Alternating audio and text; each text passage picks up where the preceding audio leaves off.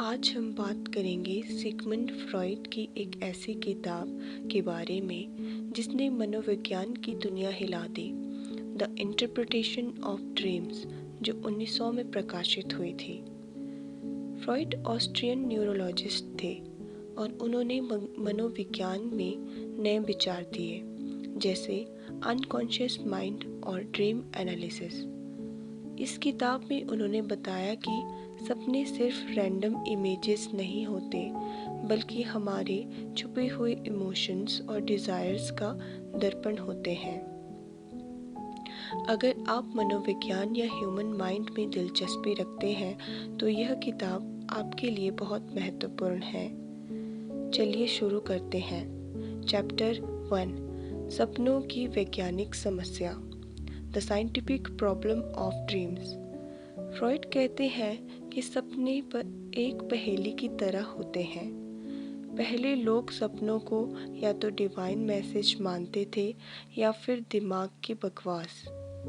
Freud ने कहा, सपना एक वैज्ञानिक वस्तु है जिसे स्टडी करके समझा जा सकता है। उन्होंने अपने पेशेंट्स का अध्ययन किया और देखा कि सपने हमेशा रैंडम नहीं होते, ये हमारे अनकॉन्शियस माइंड की छुपी हुई भावनाओं को दर्शाते हैं।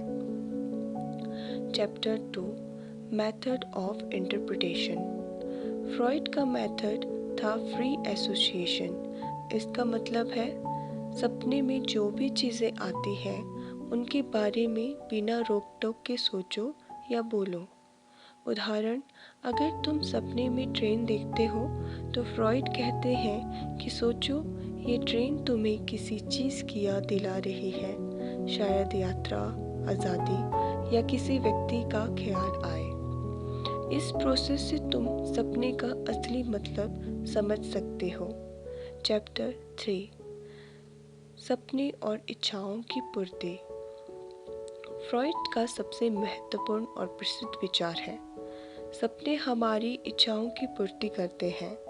उदाहरण, एक बच्चा सपने में आइसक्रीम खाता है क्योंकि दिन में उसे नहीं मिली। वयस्कों के सपने जटिल हो सकते हैं, जैसे प्रेम, सफलता या कभी कभी गुस्सा। फ्रॉइड ने अपने पेशेंट के सपने देखकर पाया कि उनका सपना उनकी अनकॉन्शियस डिज़ायर को दर्शाता है। चैप्टर 4, डिस्टॉर्शन इन ड्रीम्स। समस्या यह है कि सपने हमेशा सीधी इच्छा नहीं दिखाते। अगर सीधा होता तो समझना आसान होता।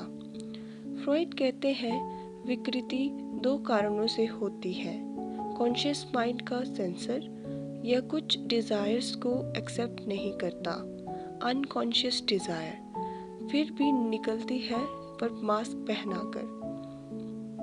उदाहरण, अगर कोई अपने बॉस से नाराज़ है तो सपना किसी और व्यक्ति पर गुस्सा दिखा सकता है।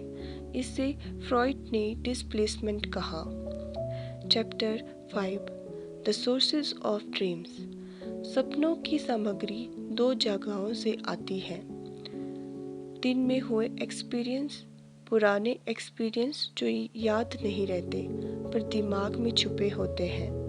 उदाहरण, फ्रॉइड ने एक पेशेंट का जिक्र किया जिसे दिन में देखा गया और रात के सपनों में आया।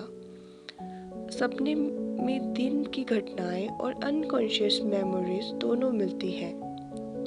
Chapter 6, the dream work. यह अध्याय किताब का मुख्य हिस्सा है।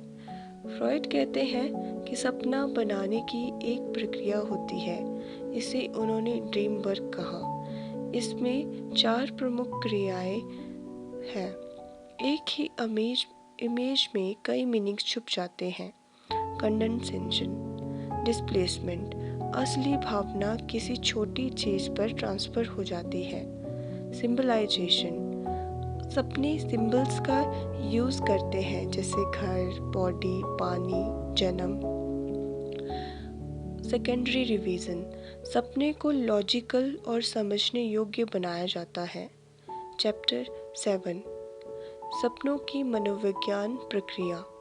फ्रॉइड कहते हैं कि सपने केवल मनोरंजन नहीं है, ये हमारे अनकॉन्शियस माइंड का दरवाज़ा है।